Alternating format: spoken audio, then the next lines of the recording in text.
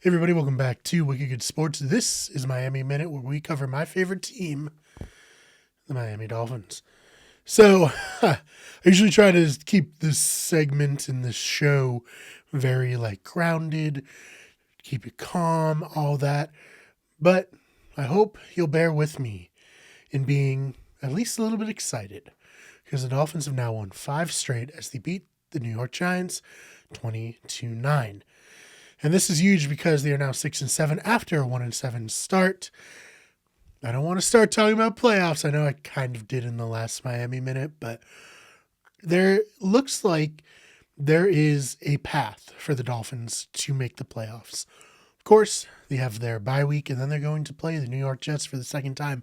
This time in Miami, they beat the Jets pretty handily the first time with Joe Flacco. Zach Wilson most likely will be starting, depending, on injuries or anything crazy like that. But they beat the Jets. They're 7-7, and with 3 games left, they're right there. Those 3 games, of course, would be against the Saints, Titans, and Patriots. So we'll see. Don't want to get too far ahead of myself. Just want to say, with this victory over the Giants, I'm officially excited. So how did the game go? Well, it wasn't anything flashy. Obviously, they kept the Giants under 10 points, which is extremely impressive. I know Giants had a backup quarterback, but the defense played extremely well. They were stingy. They forced a turnover. They applied a lot of pressure, which made Glennon quite uncomfortable and probably led to some of those throws that were, not quite there. One especially stands out was to John Ross. I think his only target of the day. If he times it a little bit better, that is probably John Ross, if not off to the races, off for a big gain. Luckily for the Dolphins, that wasn't the case. So for the 5th straight week in a row, the Dolphins defense played really, really well. And they've been the engine for this turnaround in Miami. The offense, for their part, played decently and stepped up when they needed it most. Tua went 30 of 41 for 244 yards and 2 touchdowns. Myles Gaskins led the way with 44 yards on the ground on 15 carries. Pretty bad average, but what can we expect? This is pretty much how the Dolphins' running offense has looked all season. It's not good. Philip Lindsay, he played very well last week, especially in pass protection, which they could have used it because there is a clip going around of Gaskins just blocking no one as Tua gets sacked. Not great. He had an ankle injury. He was out today, so of course missed it. Jalen Waddle went for 9 receptions for 90 yards, while Devontae Parker in his return had 5 for 62, and Mike Gesicki had 7 for 46. Other than that, Tua, he only had 11 incompletions, but I will say he was throwing the ball kind of high. Not the greatest ball placement we've seen on him. Obviously, he had other passes during the game that were good, but there are a few that I really recall just not being accurate at all. One was to Waddle on that 23-yard gain where potentially he came down awkwardly, potentially him not being touched and then getting tackled when he was trying to get up led to the injury. Regardless, he went off. He did not return for the game, so we will we'll keep an eye out for him. Huge loss, obviously. They get one player back with Parker. They potentially lose one with Waddle. Hopefully the bye week will be long enough for him to come back, and maybe we'll even get Will Fuller back.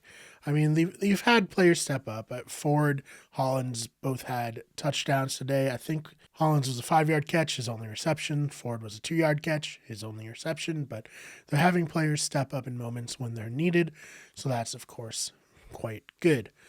The Giants, for their part, they're having a tough season. They fired their offensive coordinator, Jason Garrett. Now Freddie Kitchens is the offensive coordinator. I think, Daniel Jones is a very mobile quarterback. They probably have the offense set pretty to his strengths, or at least they should. Mike Glennon is very much a pocket passer who, at the beginning of the game, that did cause the Dolphins some trouble because they seem to excel against mobile quarterbacks, which is kind of different from, most of the NFL. But the Giants just didn't look great today.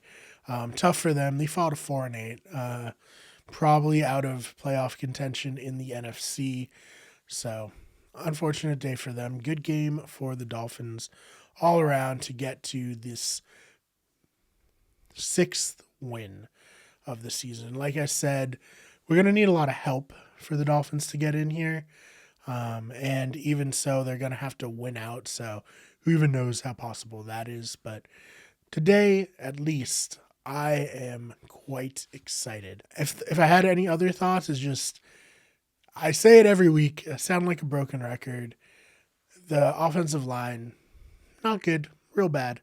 The lost on plays where they should have won. There were sacks given up when they had only 4 rushing with 5 people defending, or rather blocking. So not great. That's going to be their real Achilles heel. But I have to say, I'm quite impressed with Tua overcoming that, making the offensive line look better than it is. They have no running game. They have receivers who, other than Jalen Waddle, don't really play that often. So Tua's really made the best of a very bad situation. And I hope that it's enough to earn him the starting job going into next season.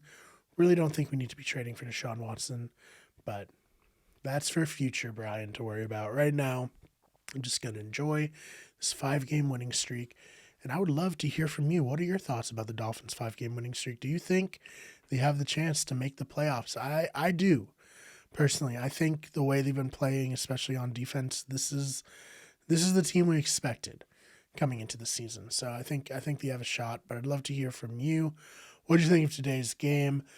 What did you think of, I guess, Tua's performance? What did you think of Waddle potentially getting injured?